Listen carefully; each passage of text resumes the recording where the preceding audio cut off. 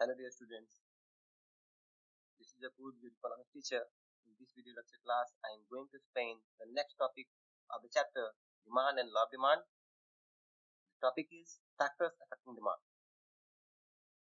According to our course book, total 11 factors affecting demand. The first factor is price of the commodity. Second is income of the consumer.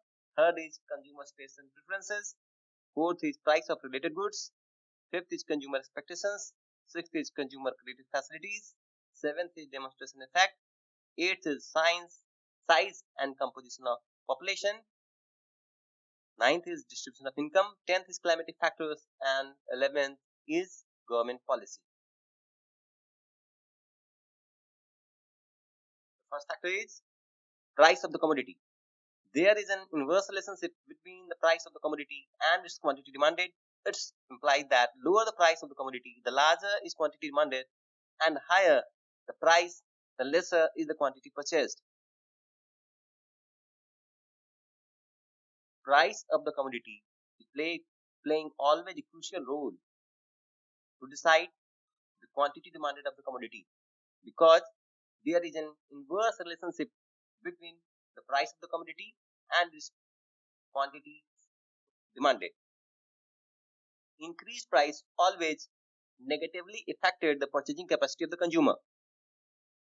So it is working always negatively with the price of the commodity. Price बहुत ही important role play करता है किसी भी commodity के demand को decide करने में, क्योंकि बढ़ती हुई प्राइस हमेशा कंज्यूमर की परचेजिंग कैपेसिटी को कम कर देता है और इसके कारण कंज्यूमर पहले के मुकाबले में कम क्वांटिटी परचेज करता है। इसी तरह से यदि प्राइस घटती जाए तो क्वांटिटी डिमांड बढ़ जाती है, क्योंकि कंज्यूमर की परचेजिंग कैपेसिटी बढ़ती है और वो पहले के मुकाबले में ज्यादा क्वांटिटी डिमांड करना स्टार्ट कर देता है। लेकिन ये हमेशा नॉर्मल सिचुएशन में होता है। नॉर्मल सिचुएशन में ऐसी सिचुएशन जिसमें demand law of demand work कर पाए। कुछ ऐसे सिचुएशन भी होते हैं जहां पर लॉ ऑफ डिमांड वर्क नहीं करता, वहां भले ही ये फैक्टर वर्क ना करे, लेकिन लगभग 80% केस में ये फैक्टर वर्क कर पाता है। Demand schedule, price per kg and demand of X food in kg। ये डिमांड शेड्यूल है, इसके बेसिस पे हम इस फैक्टर को अच्छे समझ पाएंगे। यहाँ देखिए प्राइस 50 रुपीज, 45 रुपीज, 40 रुपीज और 35 रुपीज, जैसे जैसे प्राइस घटती जा रही है डिमांड इस गुड का बढ़ता जा रहा है। 50 रुपीज में 1 kg, 45 रुपीज में 2 kg, 40 रुपीज में 3 kg और 35 रुपीज में 4 kg। ये ऐसा क्यों हो रहा है? इसके पीछे कारण यही है कि घटता हुआ प्राइस कंज्यूमर की परचेजिंग कैपेसिटी को बढ़ा रहा है और वो पहले के मुकाबले में कहीं ज्यादा क्वांटिटी परचेज कर पा रहा है। Second factor is income of the consumer. There is a direct relationship between the income of the consumer and his demand for a product. With an increase in income, the demand for a commodity increases.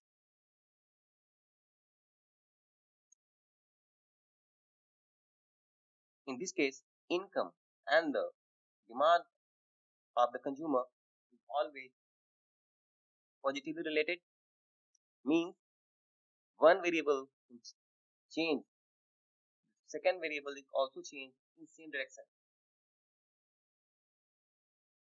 If the income increases of a consumer, the purchasing capacity of the consumer is also increases, and in this situation consumer is able to purchase more quantity of the goods। Income और consumer की demand के बीच में हमेशा positive relation होता है, मतलब बढ़ती हुई इनकम कंज्यूमर की डिमांड को बढ़ाती है और घटती हुई इनकम कंज्यूमर की डिमांड को घटाती है। क्योंकि अगर प्राइस कांस्टेंट हो और इनकम बढ़ती जाए तो कंज्यूमर पहले के मुकाबले में कहीं ज्यादा कैपेबल होता है ज्यादा डिमांड करने के लिए, और वो अपनी बढ़ी हुई परचेजिंग कैपेसिटी के कारण पहले से ज्यादा क्वांटिटी परचेज कर पाता है। और अगर प्राइस कांस्टेंट हो और इनकम किसी कारण से घट गई तो ऐसे सिचुएशन में कंज्यूमर पहले के मुकाबले में कम क्वांटिटी परचेज कर पाता है, क्योंकि उसकी परचेजिंग कैपेसिटी घट जाती है और घटी हुई परचेजिंग कैपेसिटी के कारण वो अपने डिमांड को एडजस्ट करता है, कॉम्प्रोमाइज करता है और इसके कारण वो पहले के मुकाबले में कहीं कम क्वांटिटी परचेज करता है। इस लेसन को समझने के लिए demand schedule on the basis of income of the consumer and demand of X good, income 5,000, demand 100 units, income 4,500, demand 90 units, income 4,000, demand 80 units, and income of the consumer 3,500 and demand of the X good is 70 units. इस demand schedule के जरिए हम आसानी समझ गए कि income और quantity demanded of good हमेशा पॉजिटिवली रिलेटेड होता है। दोनों वेरिएबल्स सिमिलर डायरेक्शन में चेंज दिखाते हैं। इनकम घटता जाता है, डिमांड भी घटता जाता है। अगर इनकम बढ़ता जाए तो डिमांड भी बढ़ता जाता है। Third factor is consumers taste and preferences. Taste and preference depend on social customs, habits of the people, fashion, the general lifestyle of the people, advertisement, new inventions, etc. People switch over from the cheaper old-fashioned goods to costlier more goods. Customer taste and preferences always working in demand of all the goods and commodities, because all the consumer always want latest and modern commodities and goods in place of outdated goods.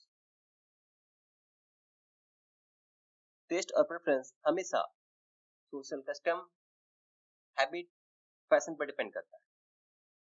इस situation में consumer price और income को ignore करके भी हमेशा latest goods हैं और साथ में जो सामान उसकी पसंद में शामिल है या जो सामान वो अपने हैबिट के कारण यूज करता है उसको परचेस करता है। और इस सिचुएशन में उसको भले ही आउटडेटेड सामान कम प्राइस में मिल रहा हो, फिर भी वो लेटेस्ट गुड्स अधिक प्राइस पे करके भी खरीदता है। इस तरह से कंज्यूमर का टेस्ट और प्रेफरेंस भी डिमांड को डिसाइड करने में इंपॉर्टेंट रोल प्ले करता है। Consumer expectations. If consumers expect a rise in the price of the commodity in future, they would demand a greater amount of this commodity today with a view to avoid purchasing it at a higher price in the future. If they expect a fall in the price of a commodity in future, they would demand lesser amount of this commodity. Consumer expectations is related to the future time. A smart consumer always expect and predict the price of the commodity in future time. If they feel price of the commodity it decreases in near future, they always suspended the purchase of this commodity. And on the other hand, if the consumer expect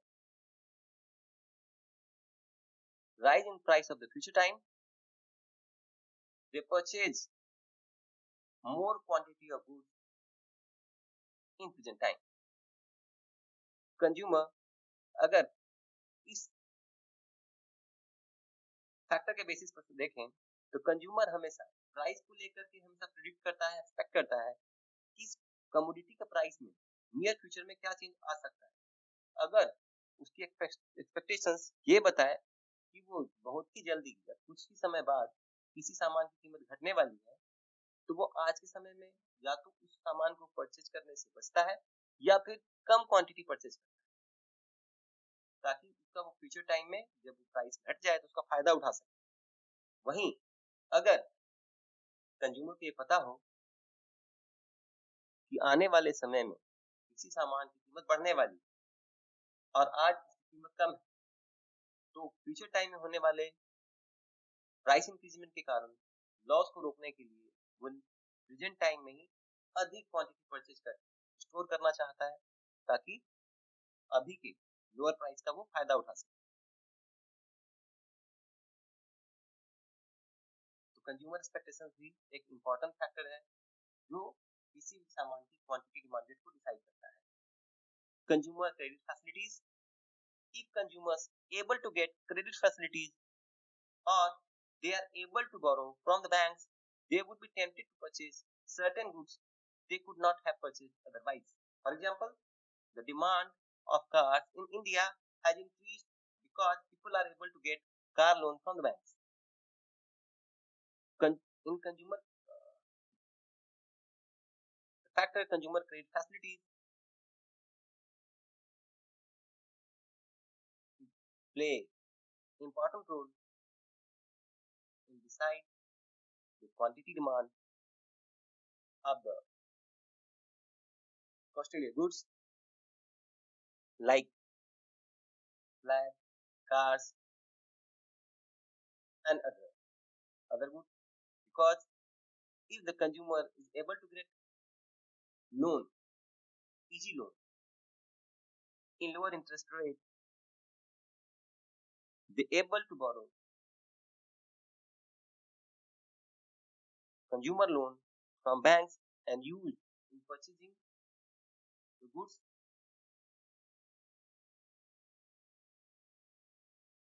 consumer credit facility भी important role play करती है किसी भी सामान, खास करके जो महंगे सामान वन टाइम परचेज ही होता है जो हम रेगुलर यूज नहीं करते, जैसे कार, रेफ्रिजरेटर, टीवी, इनमें consumer credit facility important role play करती है। क्योंकि अगर कंज्यूमर को क्रेडिट फैसिलिटी मिल जाए और वो ईएमआई के जरिए अगर पेमेंट करना शुरू कर दे, तो ऐसी सिचुएशन में एक एवरेज इनकम हाउस होल्ड भी महंगे सामान परचेज कर पाता है, क्योंकि उसको काफी लंबा समय मिल जाता है जिसमें वो पेमेंट कर पाता है छोटे छोटे अमाउंट। इस सिचुएशन में जहां वन टाइम पेमेंट के जरिए वो सामान नहीं खरीद पा रहा था, ईएमआई पेमेंट के सिचुएशन में वो उसको खरीद पाता है, इसके कारण भी सामान की डिमांड बढ़ जाती है। इंडिया जैसे डेवलपिंग कंट्री में कार, फ्लैट और इलेक्ट्रॉनिक गुड्स हैं, उनकी डिमांड केवल इसी कारण बढ़ पाई है क्योंकि यहाँ अब कंज्यूमर क्रेडिट फैसिलिटीज अवेलेबल हैं।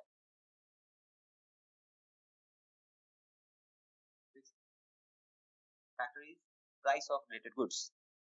The demand for a commodity is affected. The prices of related goods is as well. Related goods can be classified into two categories.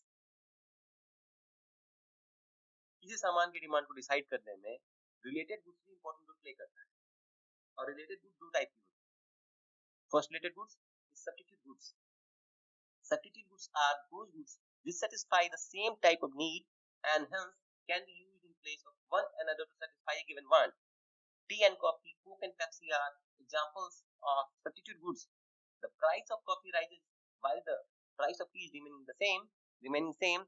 Many consumers will shift from the consumption of coffee to the consumption of tea because tea has now become relatively cheaper. Here, the demand for tea has increased not because of a fall in its own price, but due to an increase in the price of its substitute coffee.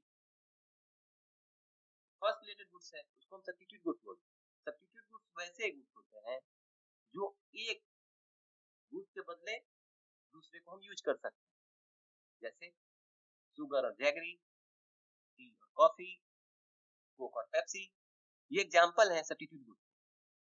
इनमें एक की price अगर बढ़ जाए तो इसके कारण दूसरे गुड्स की डिमांड बढ़ जाती है, क्योंकि जैसे ही किसी एक गुड्स की प्राइस बढ़ती है उसके सारे कंज्यूमर उसके सब्स्टिट्यूट गुड्स तरफ ट्रांसफर हो जाते हैं। एग्जांपल के जरिए अगर समझे हम, अगर मान लीजिए कि टी की प्राइस कांस्टेंट सेम रहे और कॉफी की प्राइस इंक्रीज कर दे, ये दोनों ही बेवरेज आइटम, और ऐसी सिचुएशन में जितनी कॉफी के कस्टमर होंगे वो सब शिफ्ट होके टी की तरफ ट्रांसफर हो जाएंगे, क्योंकि ये दोनों ही जो बेवरेज आइटम है ये सिमिलर यूज के आइटम है और ये दोनों ही लगभग सिमिलर सेटिस्फेक्शन प्रोवाइड करते हैं। और इस तरह से सब्स्टिट्यूशन इफेक्ट के कारण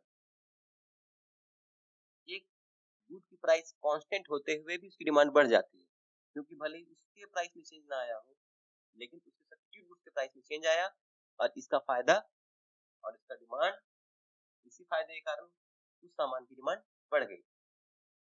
इसके अपोजिट अगर टी की प्राइस कांस्टेंट हो और कॉफी की प्राइस घट जाए तो फिर यहाँ पर इफेक्ट आएगा और ऐसी सिचुएशन में कॉफी के घटे हुए प्राइस को देखते हुए टी के कंज्यूमर कॉफी की तरफ ट्रांसफर होते चले और इस कारण से कॉफी की डिमांड बढ़ जाए। यहाँ भी जो डिमांड में चेंज आया कॉफी टी के डिमांड में चेंज आया वो टी के प्राइस में चेंज के कारण नहीं बल्कि कॉफी के प्राइस में आने वाले चेंज के कारण आया।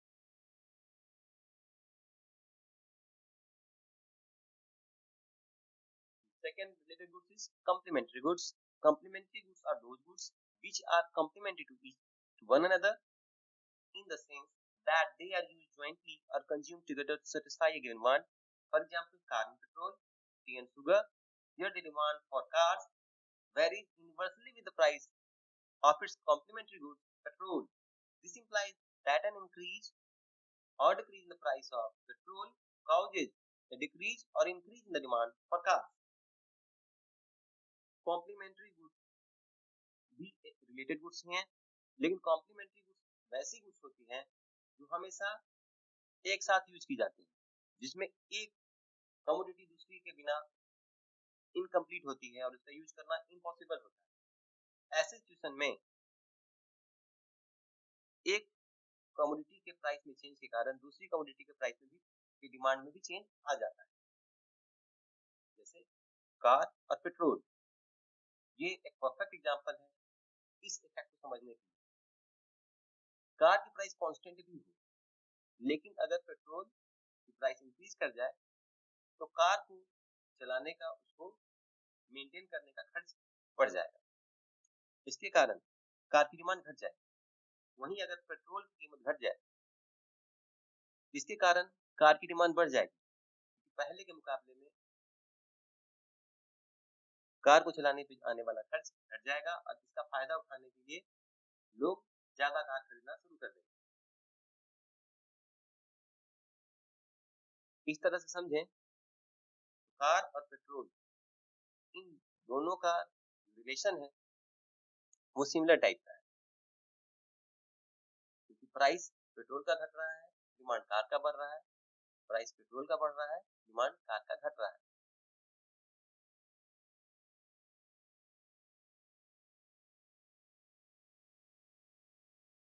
Distribution of income. Seventh factor is the distribution of income in a country is unequal, there will be more demand for luxurious goods. On the other hand, if the income is evenly distributed, there will be more demand for essential goods. अगर distribution of income unequal हुआ तो ऐसी situation में society के अंदर दो class बन जाते हैं, एक रिच क्लास और दूसरा पुअर क्लास। और इसमें इस तरह की सोसाइटी में लग्जरियस गुड्स की डिमांड बढ़ जाती है, तो कुछ लोगों के पास में अनलिमिटेड परचेजिंग कैपेसिटी आ जाती है और वो लग्जरियस गुड्स की डिमांड शुरू कर देते हैं, क्योंकि बाकी लोगों की इनकम रिलेटिवली कम होती है और उनकी डिमांड करने की कैपेसिटी भी कम होती है। और अगर इनकम बराबर बराबर बटा हो तो ऐसी सिचुएशन में लग्जरियस गुड्स की नहीं बल्कि इसेंशियल गुड्स की डिमांड बढ़ जाती है, क्योंकि सभी लोगों की परचेजिंग कैपेसिटी लगभग एक बराबर होती है, तो सभी लगभग सिमिलर टाइप के गुड्स परचेज करना शुरू कर देते हैं और ऐसे सिचुएशन में लग्जरियस गुड्स की डिमांड तो नहीं बढ़ती लेकिन इसेंशियल गुड्स की डिमांड बढ़ जाती है।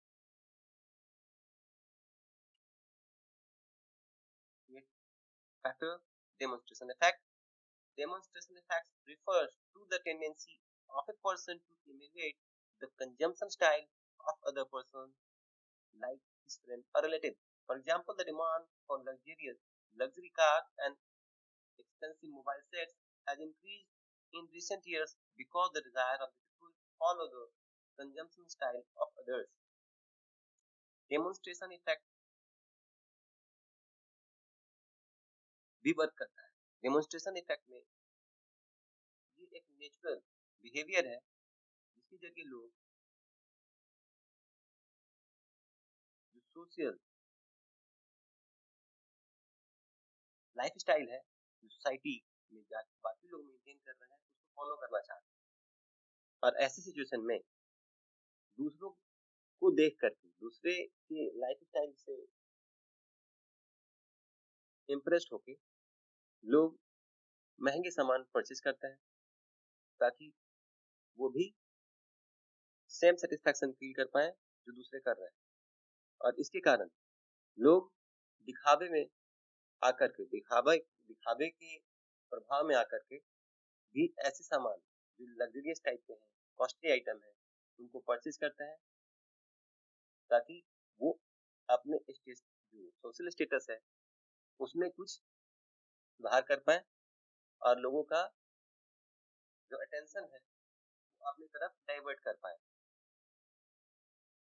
और इस कारण से भी बहुत सारी ऐसी अननेसेसरी चीजें हैं जिनकी लाइफ में कोई इम्पोर्टेंस नहीं है, उनकी बिक्री भी होती है और लोग उसको परचेज करते हैं।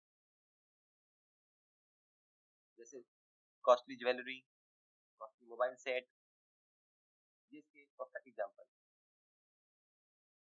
Size and composition of population is the ninth factor. The larger the population, the larger is likely to be the number of consumers. An increase in the size of population will increase the demand for a commodity. Composition of population also affects demand. Composition of populations refers to the various tests of population like the number of children, adults, males and females, etc. Size and composition of population play a crucial role in deciding the demand of goods and commodities in an economy. Because the larger the population, the larger is likely to be the number of consumers.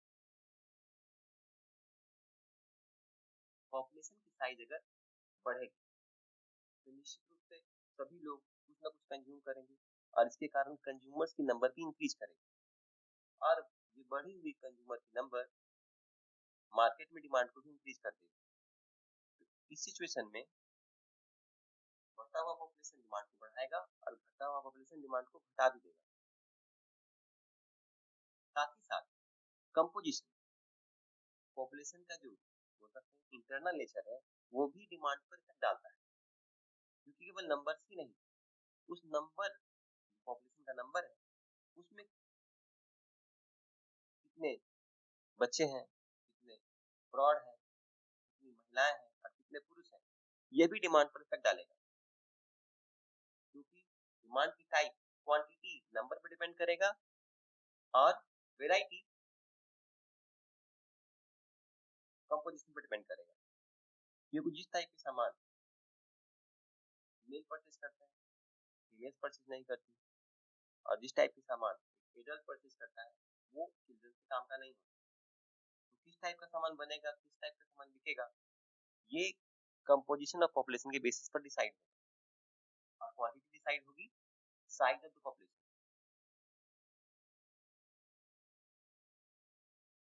Climatic factors, the demand for fans, air conditioners, cold drinks, etc. increase in summer. Likewise, in winter, the demand for heaters lowers, hot drinks, woolen cloth, etc. increases. Climatic factors always play a crucial role in demand for seasonal goods like fans, air conditioner, cold drink etcetera. Fan, air conditioner, cold drink, ये सभी सामान केवल गर्मियों के दिन में काम के हैं। इस कारण से सीजन में आने वाले चेंज के कारण किसी भी सामान के जो सीजनल आइटम है जिनको हम किसी खास सीजन में यूज करते हैं उनकी क्वांटिटी जो डिमांड हो रही है उस पर आता है। इस सिचुएशन में बढ़ती हुई गर्मी के कारण fan, air conditioner, cold drink इनकी बिक्री बढ़ेगी और घटते हुए गर्मी के कारण इनकी बिक्री घटेगी। साथ ही साथ इसी तरह से सर्दियों के दिनों में हीटर, ब्लोअर, हॉट ड्रिंक और कूलेंट क्लॉथ की डिमांड बढ़ेगी और यदि सर्दी के दिन चले जाएं इनकी बिक्री पूरी तरह से खत्म भी हो जाएंगी।